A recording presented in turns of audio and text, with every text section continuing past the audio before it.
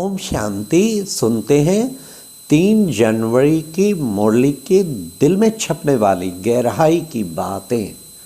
आज की गहराई का तो गीत ही गहराई का था। साकार मुरली सॉन्ग। मुझको सहारा देने वाले ये दिल करे तेरा शुक्रिया। आहा, दिल में छप गई बात। कितना शुक्रिया निकलता है। बाबा ने हमें कितना सहारा दे दिया। हाँ, क्या से क्या बना दिया। कहाँ किचड़े में पड़े थे, बाबा ने निकाल के स्वच्छ करके अपने सिर का ताज बना दिया। तो हमें कितनी न खुशी होनी चाहिए। बाबा कहते सदा खुशी में झूमते रहो, झूमते रहो। और एक बाप, एक बल, एक भरोसा, एक बाबा के सहारे के सिवाय और सहारे हमें बाबा कहते मन में भी नहीं रखनी चाहिए। मिले अच्छी बातों से भी बाबा का ही समझो, बाबा दिला रहा है। हमारी बुद्धि किसी देहधारी में नहीं जानी चाहिए। और सहारे ढूंढे तो बाप किनारा हो जाएगा। तो कितना अच्छा बाबा हमारा सहारा बन गया है। फिर आज बाबा ने कितना सुंदर हम बच्चों को कहा, बाबा तुम्हें जोर से कमाई कराते हैं। कितना सुंदर शब्द था। बाप कमाई बड़ी जोर से कराते हैं, इसके लिए तुम्हें सब कुछ भूल जाना पड़ता है। खाते हो बाप की याद में रहो। कपड़ा सफाई करते हो बाप को याद कर सकते हो, याद नहीं कर सकते हो। कहते नहीं है हाथ काटे दिल यार्डे। काम करते हुए, कुछ भी करते हुए, हाँ, बाबा को याद करना है। चलते फिरते उठते बैठते बाप को याद करना है। ये एक विशेष बाबा ने हम बच्चों को कहा। फिर बाबा ने कितना सुंदर बताया कि बच्चे, विशेष तुम बच्चों को दे दान तो छुट्टे ग्रहण। ग्रहण छूट ही नहीं सकता जब तक तुम ये विकारों का दान नहीं देते। इन बुराइयों का दान दो, व्यर्थ संकल्पों का दान दो, नेगेटिविटी का दान दो। दे दान छुट्टे ग्रहण। ग्रहण छूट जाएगा ना। हाँ, फिर क्यों पकड़े हुए हैं। जन्म जन्मांतर से इन विकारों को आत्मा पकड़े बैठी है, छोड़ती नहीं है। इसी कारण दुखी है, परेशान है। हाँ, ग्रहण छूटेगा तब जब तुम इन्हें छोड़ेंगे। बाबा ने आज कह दिया है, इसलिए सबसे बड़ी बात, बाबा ने आज बहुत ही जो दिल को लगने वाली बात थी, एक गहराई की। बच्चे, मैंने तुम्हारे लिए सुख की दुनिया बनाई थी, कोई दुख की दुनिया थोड़ी रची थी। मैंने तो सुख की दुनिया बनाई थी। हाँ, फिर ये दुख कहाँ से आया। बाबा कहने लगे, बाबा ड्रामा तो सुख, ये ड्रामा सुख दुख दोनों का खेल बना हुआ है। मैंने सुख की बनाई थी, रावण ने फिर दुख की बना दी, विकारों ने फिर दुखी बना दी। हाँ, पर ये नहीं कि ईश्वर ही दुख देता है। ना ना ना, ये गहराई की बात थी। क्योंकि मैं तो हूँ ही दुख हरता सुख करता ना। मेरे लिए कहा जाता है ना, दुख हरता सुख करता। कहते ना, दुख पंजन तेरा नाम जी, दुख पंजन, दुखों को खत्म करने वाला, दुख भंजन तेरा नाम जी। इसलिए बाबा ने कितना सुंदर हम बच्चों को बताया। इसलिए बाबा कहते हैं कि तुम बच्चों को इतनी खुशी होनी चाहिए, खुशी होनी चाहिए। क्या कि हम सुखदाता बाप के बच्चे, सबको सुख दे रहे हैं। आज बाबा ने कहा एक विशेष बात, जो बच्चे, ये जो तुम बच्चों को मैं ईश्वरीय ज्ञान देता हूँ। देखो बच्चे, मैं कालों का काल हूँ। ये महाभारत लड़ाई हो रही है, और उसके बाद फिर मैं तुम सबको वापस ले जाने के लिए आया हूँ। फिर बाबा ने आज कहा, योग अग्नि, ये आत्मा में जो खाद पड़ गई है, ये निकलेगी कैसे। याद के सिवाय निकल नहीं सकती। इसलिए योग अग्नि प्रज्वलित होती है, तब तुम आत्मा बिल्कुल पवित्र बन जाएंगे। आज बाबा ने कहा कि बच्चे, तुम बच्चे सारी दुनिया को बाबा का पैगाम पहुंचा दो। तुम पैगाम पहुंचा देते हो। बाप का पैगाम देना है क्या, कि बाबा आया हुआ है। अभी आ रही है शिव जयंती। शिव जयंती पे सबको बाबा का पैगाम देना है। आयो रे स्वयं भगवान आया, शिव परमात्मा आया, आके नई दुनिया की स्थापना कर रहा है, ऐसा बाबा आया है।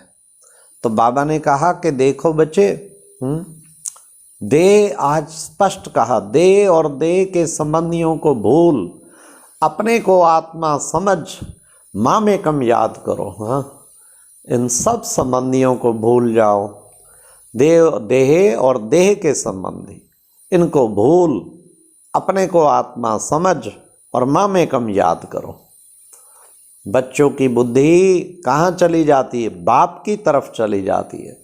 समझते हैं बराबर बाप स्वर्ग का सुख हम बच्चों को दे रहे हैं। 21 जन्मों का सुख देने के लिए बाबा कहते मैं आया हूँ।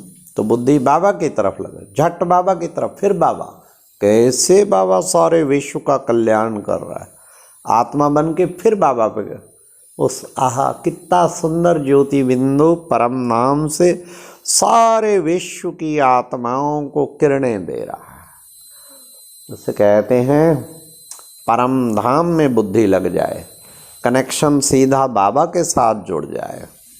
21 जन्मों के लिए सुख देने के लिए मैं तुम बच्चों को आया हूँ। सुखदाता, सदगति दाता और साथ साथ सतगुरु, ये 3 चीज़ें बाबा ने कहा। सदगति, ये 3 टाइटल बाबा के। सुखदाता, इतना सुख देता है।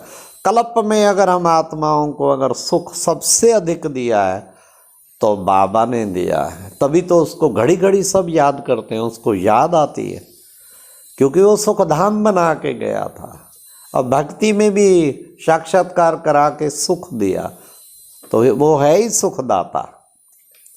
तो इसलिए बाबा ने कहा मैं सुखदाता भी हूँ, सदगति दाता भी हूँ, सारी दुनिया की सदगति कर देता हूँ और साथ साथ फिर सतगुरु भी हूँ। तुम सबको वापस ले जाने के लिए आया हूँ। फिर बाबा ने कहा कि बच्चे, मैं तो सहज राजयोग सिखलाता हूँ, तुम्हें मैं पढ़ा रहा हूँ, लेकिन सब कुछ तुम भूल गए, मैं फिर याद दिलाता हूँ। हाँ, तुम भूल गए, मैं फिर याद दिलाता हूँ। तो योग कितना जरूरी है, ऐसे बाबा से योग हमारा सदा लगा रहे तो उससे कितनी खुशी रहेगी। बाबा ने कहा 3 दुनिया है, एक निराकारी, एक आकारी और एक साकारी। अब तुमको फिर अपने घर वापस निराकारी दुनिया में जाना है।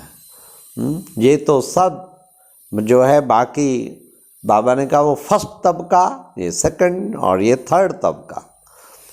फिर बाबा ने कहा कि बच्चे, मैं आत्मा भी इनकॉर्पोरियल है और मैं भी इनकॉर्पोरियल हूँ। हाँ, इसलिए अगर तुम कृष्णपुरी में चलना चाहते हो तो पवित्र बनो। हाँ, उसके लिए बाबा ने कहा विकार जरूर छोड़ने पड़ेंगे। एक एक विकार कितना दुख देने वाला है, सोचो जरा। काम विकार, क्रोध विकार, लोभ, तो इन विकारों को छोड़ना पड़ेगा। बाबा ने कहा इनसे जो दोस्ती लगा रखी है ना, वो तुम्हें छोड़ना ही पड़ेगा।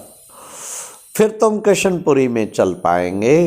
कृष्णपुरी जाने के लिए तुम बच्चों को पवित्र जरूर बनना पड़ेगा। फिर बाबा ने कहा मैं कब आता हूँ? कल्प कल्प के संगम युगे। उन्होंने युगे युगे लिख दिया, वास्तव में संगम युगे। हाँ, संगम युग पर 2 युगों का, कलयुग सतयुग का जो मेल हो रहा होता है, उस संगम युग पर आता हूँ। तुम बच्चों को वापस ले जाता हूँ, वापस ले जाता हूँ, वापस ले जाने के लिए आया हूँ। फिर बाबा ने कहा मुझे कालों का काल कहते हैं।